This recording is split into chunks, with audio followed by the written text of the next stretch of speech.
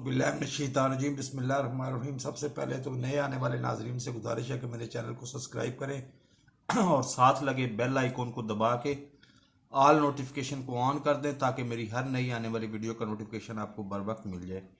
एक वजाहत बहुत ज़रूरी हो गई है क्योंकि मुझे दोनों तरफ से फ़ोनों की रोज़ाना की बुनियाद पे भरमार होती है,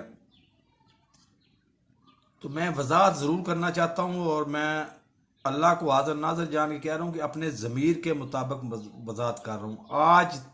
आज तक ना राइट वाले फ़िरके से ना लेफ़्ट वाले फ़िरके से एक टका भी अगर मैंने लिया हो, एक टका भी लिया हो या मफाद किसी सूरत में मफाद लिया हो तो मेरे ऊपर वो जहन्नुम से ज़्यादा हराम है। मैं बुनियादी तौर पे इतना मजहबी बंदा नहीं हूँ, लेकिन गुजरांवाला में जब कलमा तैयबा मस्जिद को शहीद किया गया वो बहुत बुरा किया गया, लेकिन चूंकि आइन हमारा यही कहता था कि जी उसको मतलब कादियानी चूंकि नौजुबिल्ला मुसलमान नहीं है। और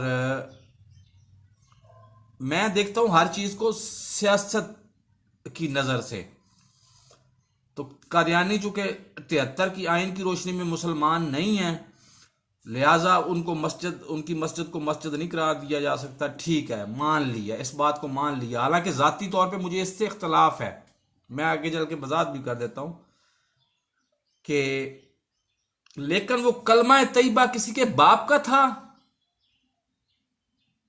या वो इस्लाम का कलमा था? कलमा तैयबा था, ला इलाहा नहीं कोई माबूद अल्लाह के सिवा, और मोहम्मद सल्लल्लाहु अलैहि वसल्लम जो मक्का में पैदा हुए, मदीना में उन्होंने जिंदगी बसर की और 63 साल की उम्र में उन्होंने बज़ाहिर पर्दा फरमाया इस दुनिया से।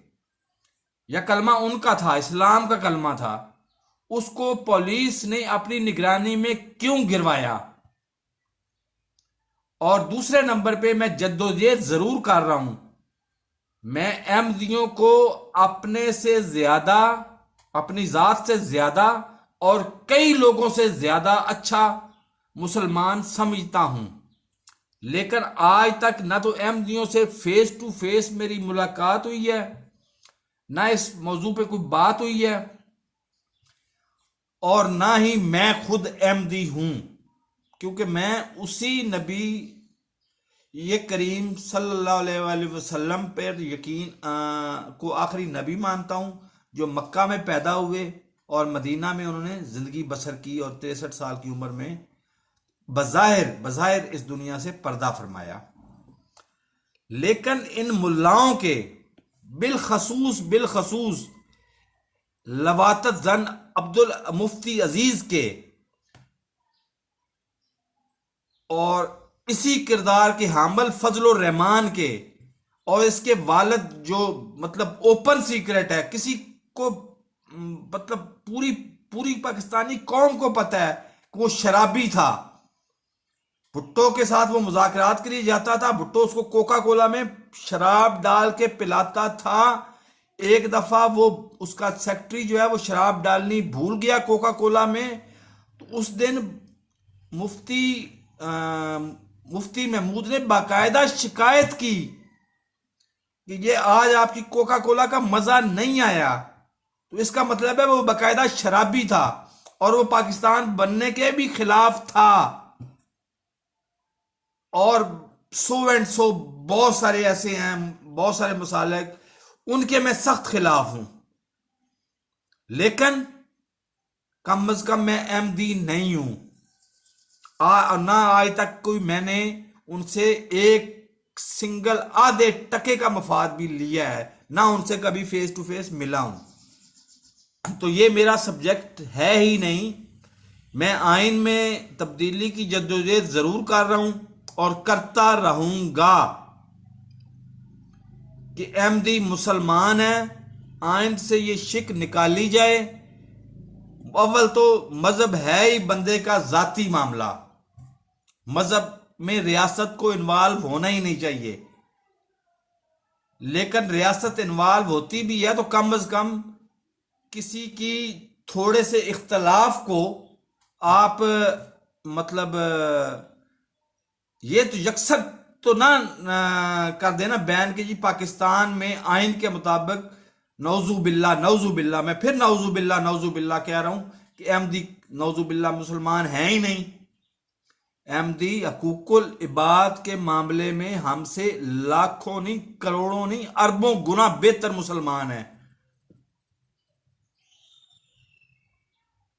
लेकिन मेरा सब्जेक्ट इस्लाम है ही नहीं, ना मेरा इल्म है, ना मेरा मतलब इस पे कोई बहस है। मेरा सब्जेक्ट है आम अवाम के मसाइल, महंगाई, बेरोजगारी और तंग आए हुए लोगों की फरियाद आवाज बनना। तो आप मेरा ख्याल है इस वजाहत को समझ गए होंगे, इससे ज्यादा मैं कुछ नहीं दे सकता आपको। अगर नए आए हैं तो चैनल को सब्सक्राइब कर दें, साथ लगे बेल आइकन को दबा के ऑल नोटिफिकेशन को ऑन कर दें।